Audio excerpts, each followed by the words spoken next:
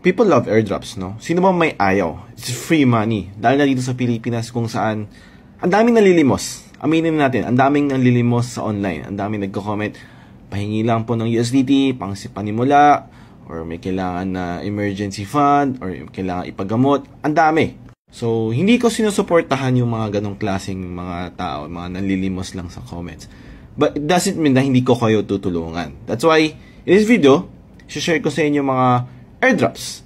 And maraming airdrops dito ngayon sa Solana. Pero hindi lang Solana pag-uusapan natin. Pag-uusapan din natin yung Cosmos or Celestia. So karamihan sa mga airdrops ngayon ay nangyayari sa Solana. Meron din sa Cosmos, but halos natapos na yun. But meron pang mga upcoming.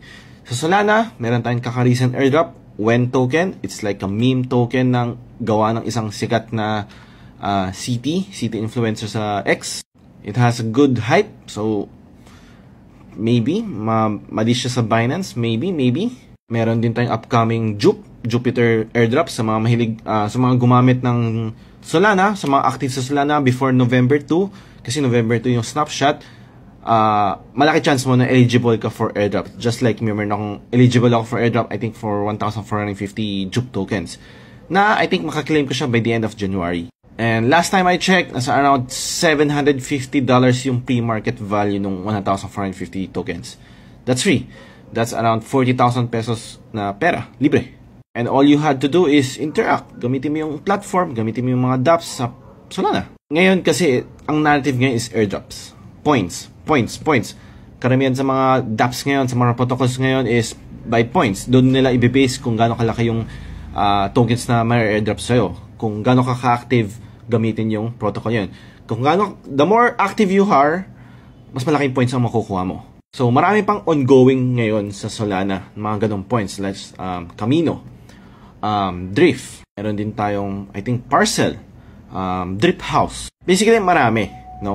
So, pwede kayo mag-grind doon. Siyempre, kailangan mo ng tiyaga, kailangan mo ng oras. But these airdrops don't mean na hindi mo kailangan maglabas ng pera. I think yun yung magiging problem mo kung wala ka talagang pera, no? Kasi kailangan mo magbayad ng gas fees, kailangan mo magbayad ng mga transaction fees. So, kailangan mo yun. Kasi kailangan mo mag-interact sa mga dApps, eh. So, pag nag-interact ka sa mga dApps, nag-trade ka, nag-swap ka, nagpa-perps ka, nagbabayad ka ng gas fee. So, kailangan mo ng konting capital just for gas fee. Sa Cosmos naman, marami ring airdrops na nangyari. Meron tayong airdrops sa alt layer. Meron tayong airdrops sa Celestia.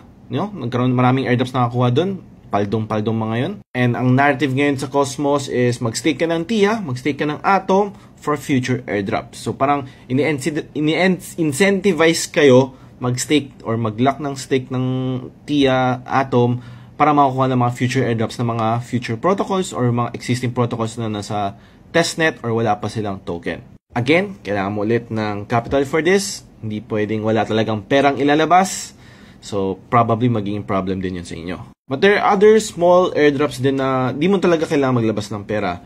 Shinare ko yung sa Telegram group ko is yung Legity. Meron din yung Grass Network. Ayun, wala talagang kailangan ilabas, no? Kasi wala pang gas fee or anything.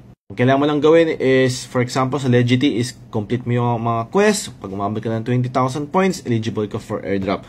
For Grass Network, connect mo lang yung computer mo and then nag-earn ka na ng points. Too good to be true, so probably hindi ganun kalaki makukuha mo dun, but let's see. If you wanna be early, puntahan mo yung mga infrastructure layers, like infrastructure coins, katulad ng mga L1s, L0s, L2s, na nasa testnet pa. Or nasa mainnet na, pero wala pa silang token. Kasi, in-incentivize sa mga communities, yung mga gumagamit ng dApps yun, para makakuha ka ng airdrop. So, yun ang tip ko sa inyo na hindi mabibigay ng mga ibang tao.